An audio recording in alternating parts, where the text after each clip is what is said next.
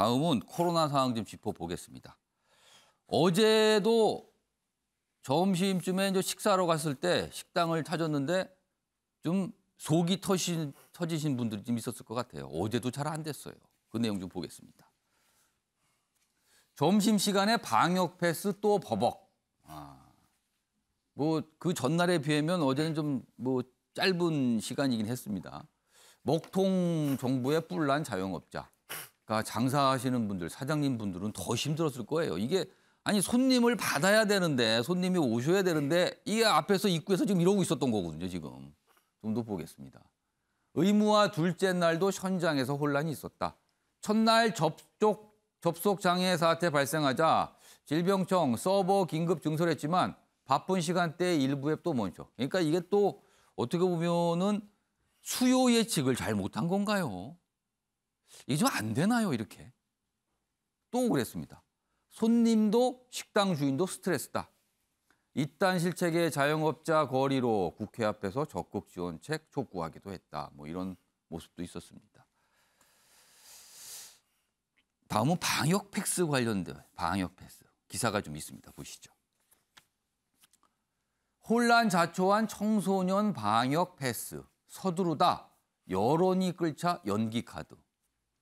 그러니까 원래 처음에는 뭐 자율적으로 하라 그러다가 사실상 강제가 됐잖아요. 이거 안 하면 뭐 어려움을 겪게끔. 그러다가 여론이 너무 반대가 싫잖아. 이거 적용을 좀 연기하지요. 뭐 이렇게 가는 겁니다. 지금요. 정부 한 달 늦춰 3월 실시 검토. 고교생, 중학생 순차 적용도 논의. 방역당국 여러 의견 수렴 중. 이 여러 의견 수렴 중은 좀 미리 좀 하시면 안 됐을까요? 이런 일이 좀 반복되고 있어요. 그리고 학교를 찾아가는 백신 접종도 난항입니다. 서울의 신청학교 83%가 10명이야. 이 정도면 너무 지금 반응이 없는 거거든요. 그러니까 뭔가 지금 잘 안 되고 있는 겁니다. 뭔가 놓치고 있는 거죠, 지금요. 자, 이런 상황에서요. 다음 기사 좀 보겠습니다. 이런 현상도 나타나고 있습니다.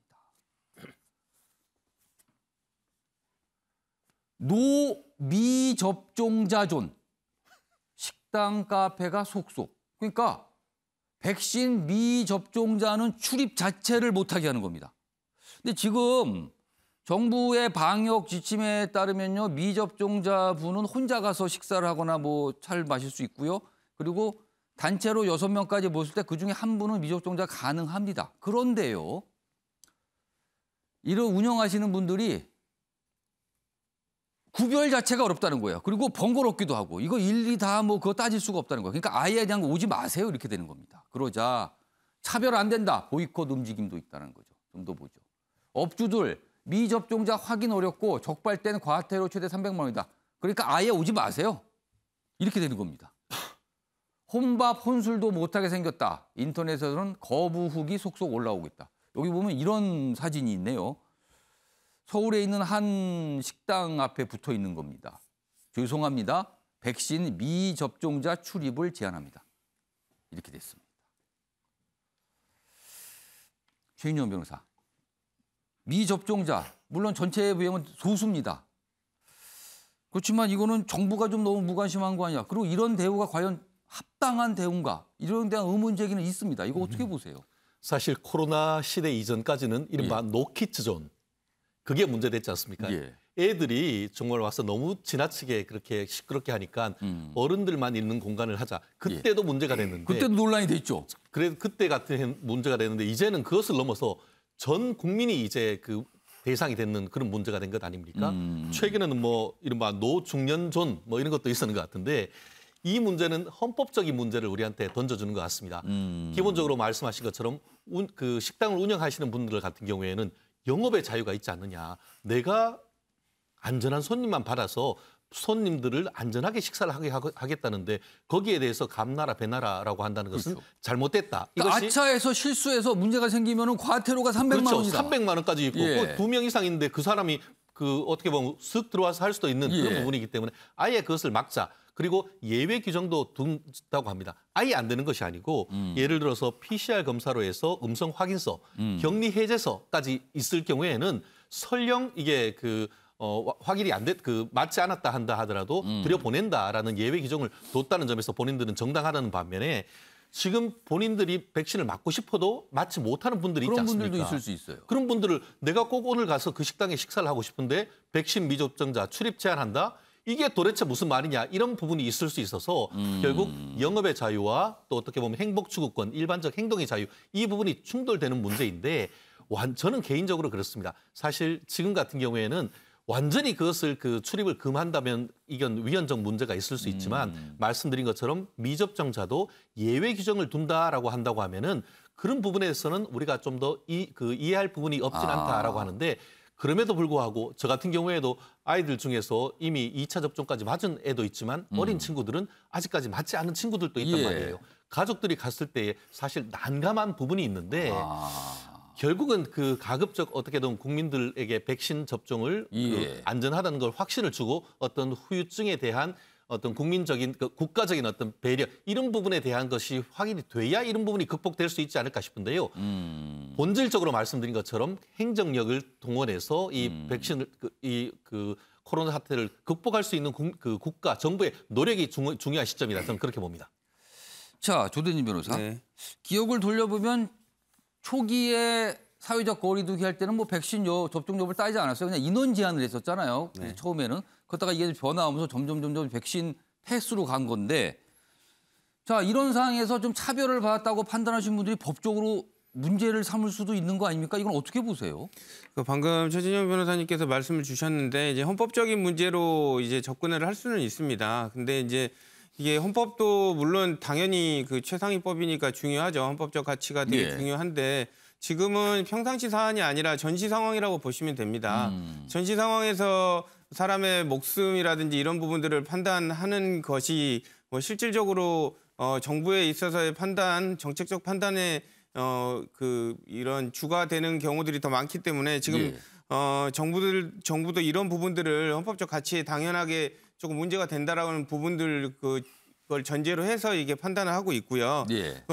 지금 이런 부분들을 지금 통제를 하지 않으면 지금 전시 상황이라고 아까 말씀드렸는데 더 큰 예. 위험한 상황들이 올 수도 있기 때문에 예. 물론 지금 백신을 맞지 않아 가지고 불평을 하시는 분들이 당연히 있을 수 있어요. 하지만 지금 자체가 백신율의 접종률이 80%에 가까워지고 있는 상황 아닙니까? 80%를 넘어서지 않았나요? 네, 거의 90% 육박했죠, 지금? 네. 거의 전 국민이 다 맞아가는 상황이기 때문에 지금은 이런 헌법적 가치에 따른 차별적인 부분을 문제 삼기보다는 예. 오히려 지금 전시 상황이라는 거를 이해를 하고 이런 부분을 차라리 따라가주는 시민성을 발휘하는 게 더 낫지 않을까라는 생각이 듭니다. 네. 최인정 변호사께 추가 질문 하나 드릴게요. 지금 정부에서 부스터샷을 굉장히 강조하고 있어요. 3차 접종이잖아요. 지금 방역 패스는 일단 2차 접종까지만 적용이 됩니다. 근데 3차 접종을 맞았는가 안 맞았는가 여부에 방역 패스를 적용하는 문제는 어떻게 좀 판단하세요? 그거는 좀 과도한 것 아닌가 하는 생각인데요. 말씀드린 것처럼 1차, 2차까지 했다고 한다고 하면은 그 정도 했는 부분에 대해서는 사실 돌파 감염이라는 것들은 의료적으로 어쩔 수 없는 부분이 있는 것 아니겠습니까? 그럼 결국은 강제하느냐 아니면 그것을 추천하느냐 이런 문제가 있는 것 같은데 예. 3차까지 하는데 과연 물량이 지금 되는지도 불분명하고 3차까지 지금 다 맞으려고 하면은 그 시간이 상당히 물리적으로 걸릴 수 있단 말이에요. 예. 그렇다고 한다고 하면은 2차는 변론으로 3차까지 맞지 않은 부스터까지 샷까지 맞지 않은 사람들한테 이와 같은 백신 패스나 이런 것을 3차 하는 접종에 것은 대한 또 방역 패스죠. 그렇죠. 그런 예. 것은 좀 지나치다. 결국 사실 저를 비롯해서 주위의 분들은 어떻게든 가급적 맞으려고 하는 분들이 대부분인 것 같습니다. 그렇지만 개인적인 정치적 성향을 떠나서 어떤 건강상의 개인적인 문제나 이런 기저질환이나 이런 부분이 있기 때문에 이것을 강제한다는 것이 상당히 어려운 부분이 사실 있습니다. 물론 그럼에도 불구하고 대부분은 이미 1차, 2차 받아서 개인적으로 몸에 어떤 이상이 없다는 분들은 대부분 제 주위의 분들은 3차 백신 최대한 빨리 맞으려고 하는 게 보이거든요. 예. 그렇다고 하면은 그런 부분을 국민들한테 이제 납득시키려는 것 그리고 만약에 어떤 문제가 있을 때는 그 부분에 대해서 국가가 확실히 책임진다는 그런 보장이 있다고 하면은 누가 안 맞으려고 하겠습니까? 그런 것을 국민들한테 홍보하고 어떤 보장을 해주는 것보다 그냥 안 하면 우격다짐으로 모든 것을 밀어붙이려고 한다는 데에 대해서 국민들이 많이 반발을 하고 특히 저도 어린아이들이 있습니다만 어린아이 학부모들이 그런 부분에 대해서 더 강하게 반발하는 것은 바로 그런 부분이 아닌가 생각합니다. 정부에서는 지금 화이자, 모더나 뭐 어느 정도 충분하게 확보한 상태다. 그리고 부스터샷을 좀 적극적으로 접종해 달라. 뭐 이런 당부를 하고 있으면서 약간 어떻게 보면 계속 좀 밀어붙이고 있는 상황인데요. 방역 패스 문제가 또 같이 관련돼서 얘기 좀 나오고 있습니다. 자, 역시 이제 방역 과연 이 거리두기로 다시 복귀를 할 것인가? 이 문제가 지금 남아 있거든요. 기사가 좀 있습니다. 보시죠. 아무도 결단을 않는 특단의 대책. 지금 정부에서 계속 특단의 대책 얘기는 해요. 이게 지금 다 시나리오도 있고 준비돼 있다. 그러나 결정이 안 되고 있는 거죠. 청와대 수요일, 목요일 상황 좀 지켜보자. 오늘, 내일 상황을 좀 보자는 거예요. 여기 보면 청와대 관계자의 얘기죠. 방역 조치 준비돼 있다. 그리고 총리, 소상공인 피해 고려해야 된다. 질병청장 적절한 대책 검토 중이다. 똑부러진 뭔가 결정은 아니에요. 뭔가 이제 준비는 돼 있다. 그리고 좀 보고 있다. 뭐 이런 거죠. 문재인 대통령이 이제 호주 방문 중인데 오늘 귀국하죠. 문재인 대통령 귀국한 후에 결론이 뭔가 나오지 않을까 이렇게 좀 전망하고 있습니다. 자, 이와 관련해서 어제 청와대 박수현 소통수석이 언론 인터뷰를 통해서 한 얘기가 있습니다. 확인해 보겠습니다. 이렇게 엄중한 시기에 정부의 대책이나 조치가 우물쭈물하거나 미진하다거나 그럴 리는 없다고 생각하고 거기에 맞는 조치는 이미 다 준비되어 있지만 그 카드를 선택하는 문제는 그때의 상황에 따라서 하게 된다. 수요일, 목요일 이번 주의 상황을 한번 지켜보자는 말씀을 드립니다. 이런 가운데요. 다음 소식이 어제 있었습니다. 기사로 보시죠. 이재명 민주당 대선 후보 즉각 거리두기 강화해야 한다. 그리고 피해볼 소상공인은 사전에 보상한다. 미리 뭔가를 지급한다는 겁니다. 피해가 생길 거니까요. 어제 긴급 성명을 발표했습니다. 어제 이재명 후보가 확진자하고 그 영남 방문 때 확진자하고 접촉을 해서 좀 검사를 받고 하루 집에서 대기하고 있었거든요. 그 사이에 성명이 나왔어요. 일상회복 잠시 멈춤 긴급 성명을 냈어요. 정부의 손실보상 등 지원책을 요구했다. 그리고 백신 국가 책임제 시행하자. 뭐 이런 얘기도 보냈습니다. 자, 어제 직접적으로 집에서 나와서 뭔가를 발표할 수 없기 때문에 대독을 했거든요. 그 모습 확인해 보겠습니다. 총력 대응을 넘어서는 특단의 대책을 실행해야 할 때입니다. 안타깝지만 일상 회복에 잠시 멈춤이 필요합니다. 첫째, 즉각적인 사회적 거리두기 강화 조치를 정부에 요청합니다. 둘째, 거리두기 강화에 따른 국민 안심 대책 시행이 반드시 필요합니다. 자, 김남국 의원께 질문 좀 드릴게요.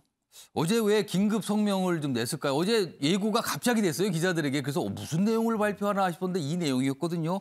그리고 대통령이 지금 외국 해외 방문 중인 상황에서 지금 정부가 뭔가 똑부러진 결정을 못하고 있는 상황이잖아요.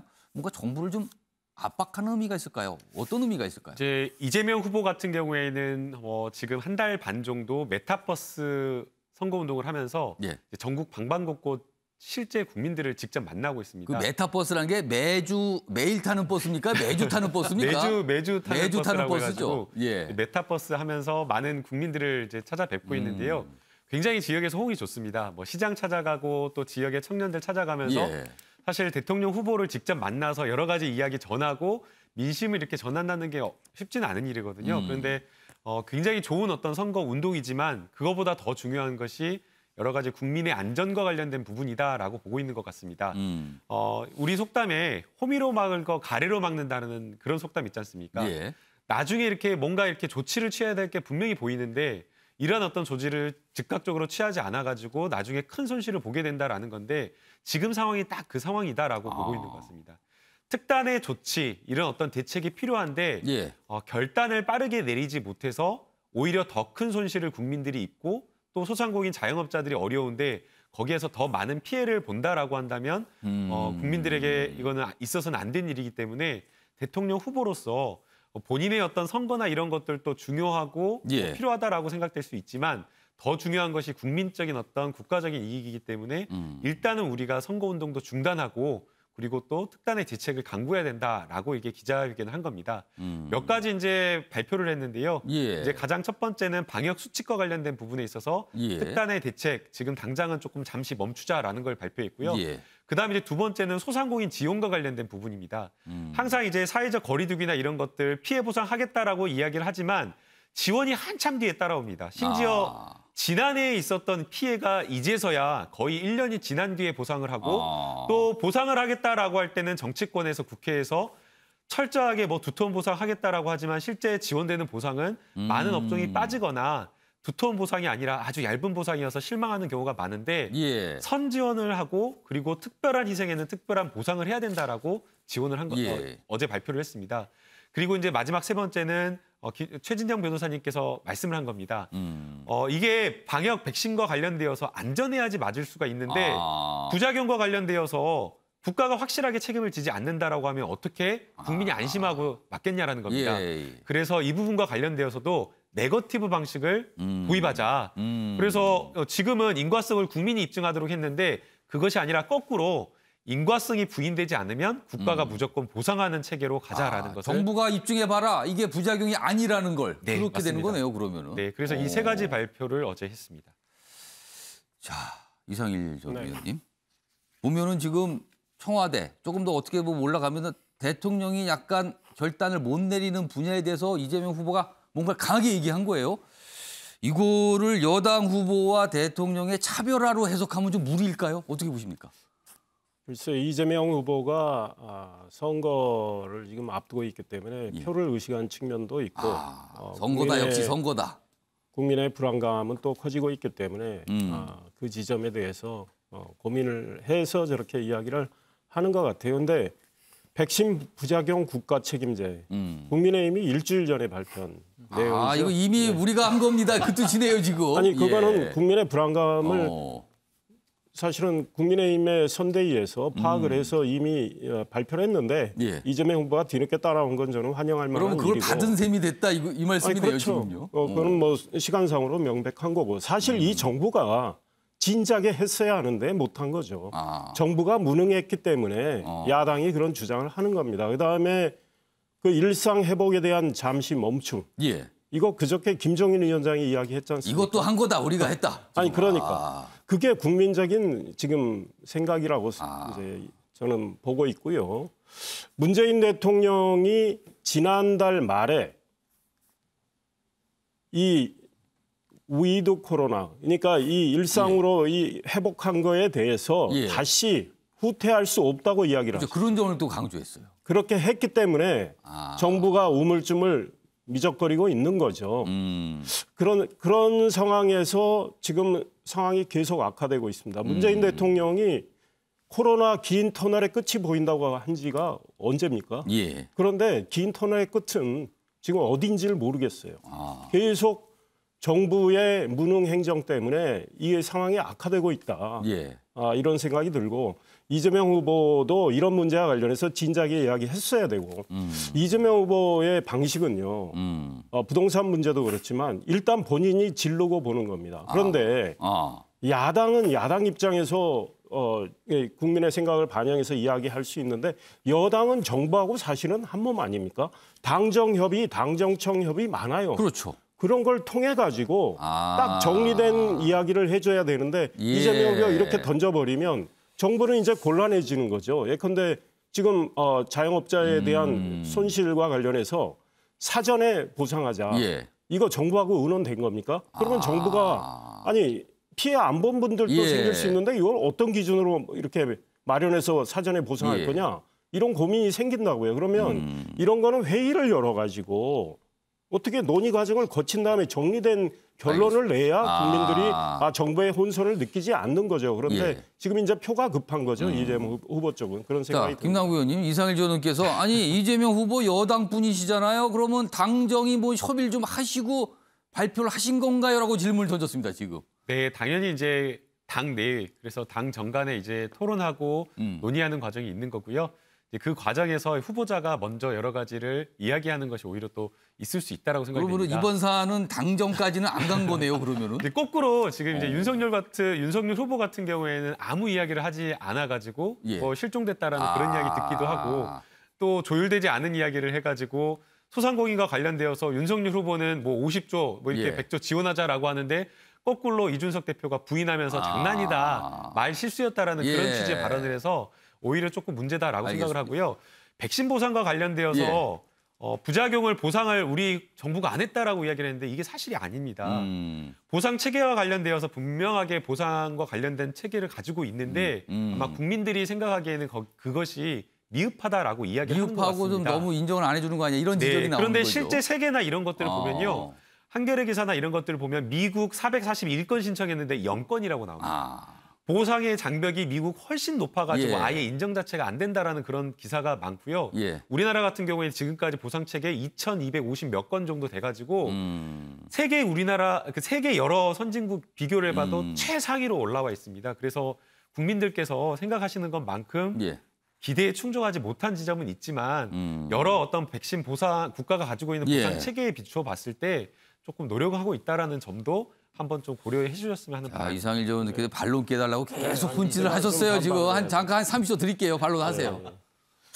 윤석열 후보가 그저께 페북에 올린 글을 우리 김남국 의원이 한번 보시길 바랍니다. 코로나 문제 바로 김종인 위원장이 말씀과 같은 맥락에서 이야기를 지금 김남국 의원께서 했고요. 윤석열 후보는 아무 얘기도 안 하지 않습니까? 그 얘기에 대한 반론이시군요. 코로나 관련해서 회의도 많이 주재하면서 여러 가지 우려를 나타냈고 그다음에 이제 이 50조 문제는요. 윤석열 후보가 후보로 선출된 직후에 조선일보하고 인터뷰를 통해서 밝힌 본인의 공약입니다. 그건 알려져 있습니다. 그렇게. 내가 집권하면 바로 정부의 잘못된 경제정책 실패 이걸로 인해서 또 코로나 상황으로 인해서 굉장히 어려움을 겪게 된 자영업자 소상공인들에게 집중적으로 두텁게 지원을 하겠다. 그 예산을 50조 정도 마련을 할 텐데 정부의 낭비성 예산 구조조정해서 마련하고 국채 동원해서 그들에게 집중적인 지원을 하겠다는 겁니다. 이재명 후보처럼 전국민 재난지원금이 아니고 용돈 주듯이 하는 게 아니고 피해를 입은 분들에게 집중적으로 지원하겠다는 게 본인의 공약입니다. 그 공약을 이준석 대표가 부인한 적도 없고 김종인 위원장은 상황이 악화되고 있으니 집권하면 그거에 플러스 50조를 더해서 더 하는 방안도 연구를 하자는 이런 입장을 낸 겁니다. 그러니까 서로도 말씀하시면서 상대 후보를 얘기했어요. 이쪽은 뭐 당정 협의도 안 하고 그냥 던지신 거죠. 이쪽은 아니 그쪽은 뭐 아무 얘기도 안 하시잖아요. 그거에 대해서 서로 이 김남국 의원과 이상일 의원께서 또 해명과 반박을 좀 해주셨습니다. 시청자 여러분께서 참고하시기 바랍니다.